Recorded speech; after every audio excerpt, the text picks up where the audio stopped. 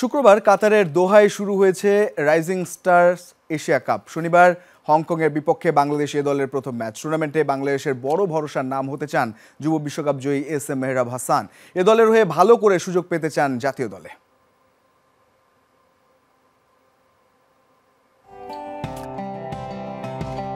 শুরুতে স্কোয়াডে ছিলেন না শেফালি ভার্মা।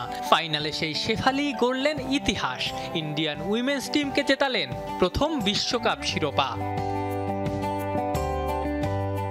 ইন্ডিয়ান ওপেনারের মতো এস এম মেহরাব হাসান অহিনের গল্পটাও একই। শুরুতে 2020 অনূর্ধ্ব-19 বিশ্বকাপ স্কোয়াডে ছিলেন না মেহরাব।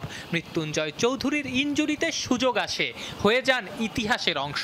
প্রথমবারের মতো বাংলাদেশ জেতে কোনো বৈশ্বিক শিরোপা এই মেহরাবদেরই হাত ধরে। 2020-এর পর 2022 সালেও অনূর্ধ্ব-19 বিশ্বকাপ খেলেছেন মেহরাব। শুরুতে দলটার অধিনায়কও ছিলেন, পরে রাকিবুল হাসান যোগ দেয়ায় বিশ্বকাপে অধিনায়কত্ব করা হয়নি। মাঝে 3 বছরের বিরতি, আবারও লাল সবুজ জার্সিয়েই অলরাউন্ডারের গায়ে এ দলের হয়ে খেলবেন রাইজিং স্টারস এশিয়া কাপ।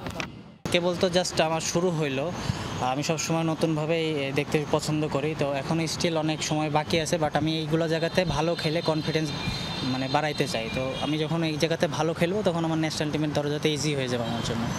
এই টুর্নামেন্টে বেশ সুখস্মৃতি নিয়েই যাচ্ছেন মেহরাব। নিজের খেলা সবশেষ প্রতিযোগিতামূলক ম্যাচে এনসিএলে হয়েছেন ম্যাচ সেরা। সবশেষ বিপিএলেও একটা ম্যাচে ম্যাচ সেরার পুরস্কার উঠেছিল এই তরুণ অলরাউন্ডারের হাতে।